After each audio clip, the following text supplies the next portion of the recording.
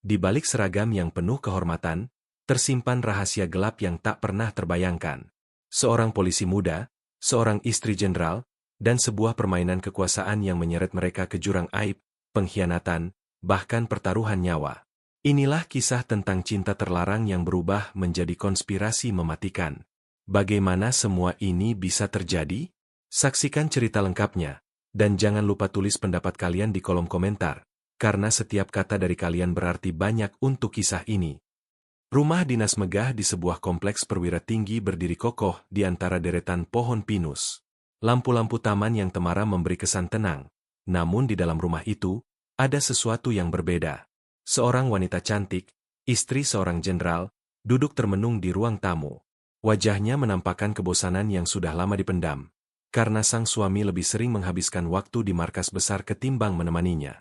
Di saat yang sama, seorang pria berseragam polisi masuk pelan lewat pintu samping. Ia adalah sosok muda berwajah tegas, sahabat dekat keluarga itu. Ia sering datang dengan alasan membicarakan urusan pekerjaan.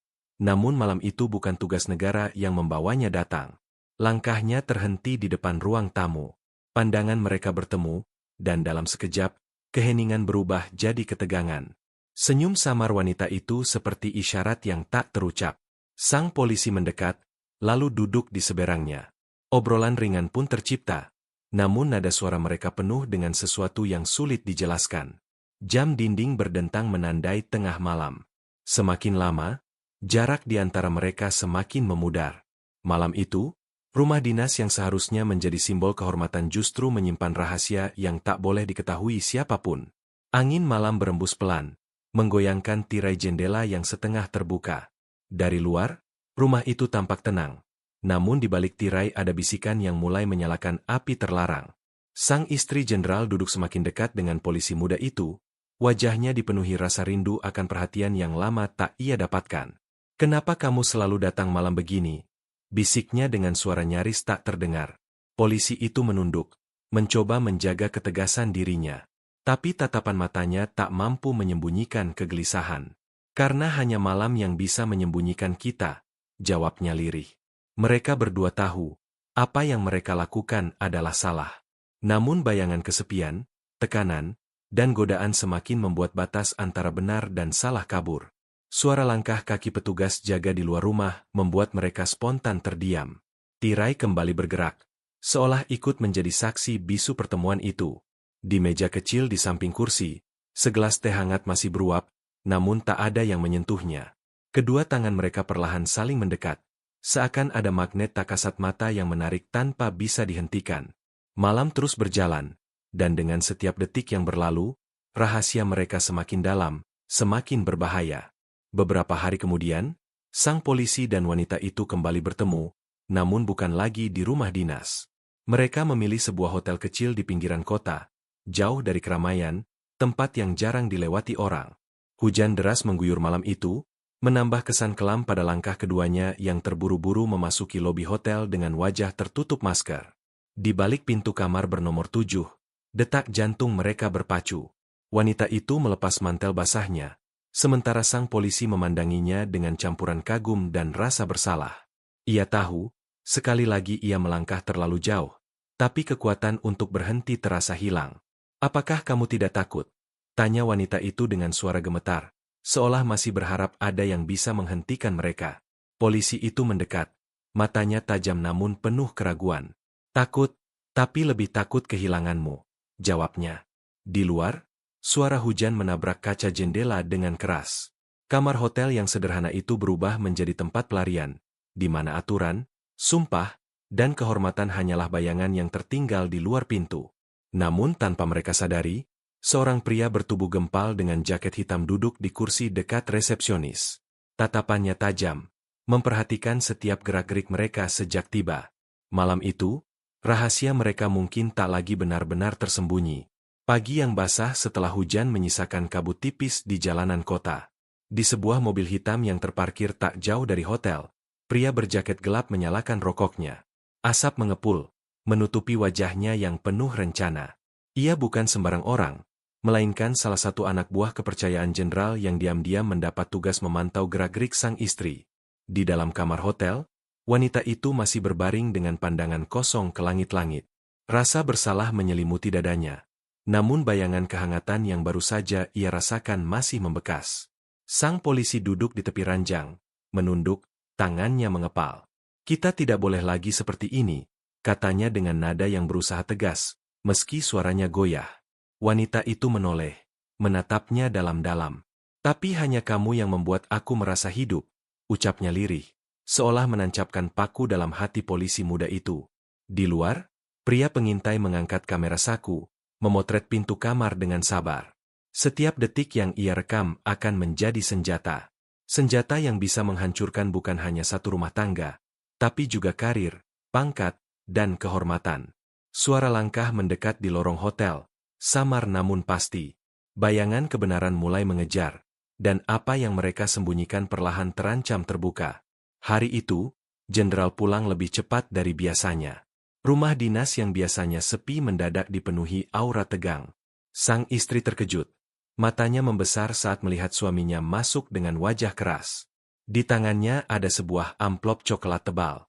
Tanpa banyak bicara, Jenderal melempar amplop itu ke meja. Foto-foto bertebaran, memperlihatkan istrinya bersama polisi muda di hotel, di lorong, bahkan saat mereka tampak saling berpelukan. Darah sang istri terasa berhenti mengalir. Tubuhnya gemetar melihat bukti yang tak bisa disangkal. "Jadi ini yang kau lakukan selama aku mengabdi untuk negeri." Suara Jenderal berat, penuh bara yang ditahan.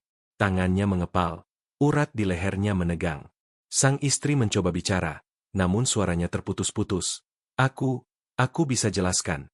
Tapi sebelum kata itu selesai, Jenderal menghentakkannya dengan tatapan tajam.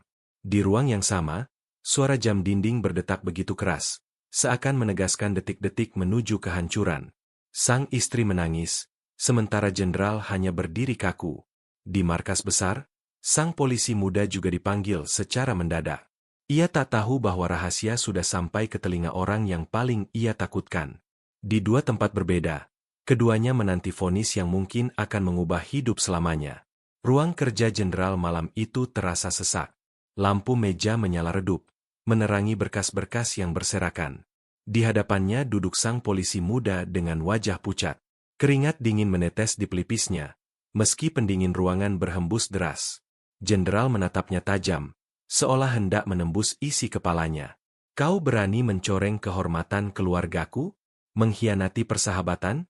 Suaranya menggema, membuat ruangan bergetar oleh amarah yang ditahan. Polisi itu menunduk dalam, mencoba mengatur napas. Saya hilaf, Jenderal. Saya tidak bermaksud melukai," ucapnya lirih. Namun terhenti ketika tinju Jenderal menghantam meja dengan keras. Gelas air bergetar, sebagian isinya tumpah membasahi dokumen. "Kau sudah melukai harga diriku, keluargaku, dan seragam yang kau kenakan," teriak Jenderal, matanya merah menahan amarah. Di ruangan lain, sang istri terduduk di lantai kamar, menangis tanpa suara. Tubuhnya lemah, wajahnya sembab. Ia tahu, badai yang datang tak hanya menghancurkan rumah tangganya, tapi juga bisa menyeretnya pada aib yang tak terhapuskan. Ketegangan menggantung di udara, seperti tali yang siap putus kapan saja. Dan ketika putus, tak seorang pun tahu apa yang akan terjadi selanjutnya. Malam itu, kompleks perwira tinggi sunyi. Hanya suara serangga malam yang terdengar, seolah ikut menyaksikan akhir dari sebuah rahasia kelam. Jenderal duduk di ruang tamu dengan wajah muram, rokok di tangannya membara hingga abu jatuh berkali-kali ke lantai. Ia menatap kosong, pikirannya berkecamuk antara amarah, luka, dan keputusan berat. Sang istri berdiri tak jauh darinya, tubuhnya gemetar. Mata bengkaknya menunduk, tak berani menatap langsung. "Aku mohon ampun, beri aku kesempatan." Suaranya bergetar, namun tak ada jawaban. Di markas, polisi muda itu menerima surat pemindahan mendadak. Karir yang selama ini ia bangun hancur dalam semalam. Ia hanya bisa duduk termangu, menatap kertas dengan stempel resmi. Ia tahu, itu bukan sekadar pemindahan. Itu adalah pengasingan, sebuah tanda bahwa hidupnya tak akan pernah sama. Jenderal akhirnya berdiri, menatap istrinya untuk terakhir kali sebelum melangkah pergi. "Pengkhianatan tidak bisa ditebus dengan air mata," ucapnya datar, lalu pintu tertutup keras di belakangnya. Di luar, angin malam berhembus kencang, membawa aroma getir yang tertinggal. Sebuah kisah tentang cinta terlarang, kekuasaan, dan kehormatan yang patah kini menyisakan luka mendalam bagi semua yang terlibat. Beberapa minggu berlalu sejak rahasia itu terbongkar, namun luka yang ditinggalkan belum juga reda. Sang polisi kini hidup dalam kesunyian di tempat tugas barunya, sebuah kota kecil di perbatasan. Malam-malamnya terasa panjang, dipenuhi rasa sesal dan amarah yang menumpuk.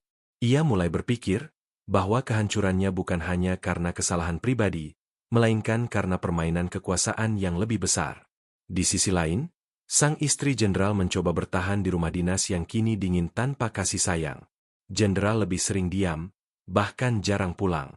Saat pulang pun, tatapan matanya hanya penuh kecurigaan dan kemarahan yang tak pernah padam. Ia merasa hidup dalam penjara yang sunyi, dengan masa depan yang suram. Namun, bayangan ancaman masih menggantung. Pria berjaket hitam yang dulu memotret mereka diam-diam kini bergerak sendiri. Ia menyimpan salinan foto-foto itu, dan mulai mencari cara menjualnya ke pihak yang bisa membayar mahal. Bagi dunia luar, skandal seorang jenderal adalah berita besar, dan ia tahu ada yang menginginkan kehancuran keluarga itu. Malam itu, sebuah pesan singkat masuk ke ponsel sang polisi. "Aku tahu rahasiamu. Jika ingin selamat, temui aku." Pesan tanpa nama itu membuat tubuhnya merinding. Ia menatap layar lama sekali, sadar bahwa permainan belum selesai. Rahasia itu ternyata hanyalah awal dari badai yang lebih besar, dan kali ini tak ada tempat yang benar-benar aman. Hujan kembali turun deras malam itu ketika sang polisi memutuskan memenuhi pesan misterius. Ia tiba di sebuah gudang tua di pinggiran kota, tempat yang sunyi dan gelap. Lampu jalan hanya setengah menyala, membuat bayangan panjang menari di dinding berlumut. Pintu besi berderit saat ia dorong perlahan. Bau lembab menusuk hidungnya. Di dalam, cahaya lampu bohlam kuning redup menggantung di tengah ruangan. Di sudut gelap, pria berjaket hitam sudah menunggu.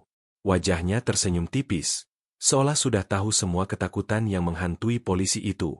"Lama sekali kau datang," ucap pria itu sambil melemparkan sebuah amplop ke lantai. Foto-foto yang lebih tajam, lebih berbahaya dari sebelumnya, terjatuh berserakan. "Ini hanya sebagian kecil. Sisanya ada di tangan saya." Polisi itu menegakkan badan, suaranya rendah penuh kewaspadaan. "Apa yang kau mau?" Pria itu terkekeh. "Mudah saja. Uang, atau kubiarkan semua orang tahu siapa kau sebenarnya." Detik itu, polisi sadar ia bukan hanya korban skandal, tapi juga target permainan kotor. Gudang tua itu bukan sekadar tempat pertemuan, melainkan jebakan. Ia bisa merasakan ada orang lain bersembunyi di balik kegelapan, mengawasinya. Malam itu, bukan hanya reputasi yang dipertaruhkan, tapi juga hidupnya sendiri. Cahaya bohlam di gudang tua itu berayun pelan, menambah suasana mencekam. Sang polisi menatap pria berjaket hitam dengan tatapan tajam, tapi hatinya berdebar keras. Ia bisa merasakan ada langkah-langkah samar di balik tumpukan kayu, seolah ada orang lain yang sudah bersiap. Pria itu mengeluarkan ponsel dari sakunya, memperlihatkan rekaman singkat. Video itu jelas menampilkan dirinya bersama istri jenderal di kamar hotel. "Bayangkan kalau ini sampai ke meja media," katanya dingin. "Kau bukan hanya kehilangan seragam, tapi juga hidupmu akan berakhir." Polisi itu mengepalkan tangan.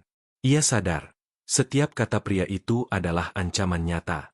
"Kau pikir aku akan menyerahkan semuanya begitu saja?" ucapnya lirih, tapi penuh tekad. Tiba-tiba, suara pintu gudang menutup keras dari luar. Gelap semakin pekat, hanya tersisa cahaya redup bohlam. Dari balik bayangan, dua sosok bertopeng muncul dengan gerakan cepat. Salah satunya menggenggam besi panjang, sementara yang lain membawa kamera kecil yang terus merekam. Polisi itu terjebak. Ia tak lagi hanya menghadapi skandal pribadi, tapi juga permainan kekuasaan yang licik. Setiap detik di gudang itu bisa menjadi detik terakhirnya, dan ia tahu, langkah kecil yang salah akan membuat segalanya berakhir dengan darah. Suara besi menghantam lantai bergema di ruang kosong itu. Polisi muda itu mundur beberapa langkah, matanya tajam mengawasi dua sosok bertopeng yang mendekat. Pria berjaket hitam berdiri di tengah, wajahnya penuh percaya diri, seolah sudah mengatur semua alur malam itu. "Kau hanya punya dua pilihan," katanya dingin. "Bayar, atau terkubur di sini tanpa jejak." Polisi itu menarik napas dalam. Di pinggangnya masih terselip pistol dinas, Tapi ia tahu menarik senjata berarti memicu akhir yang tak terduga.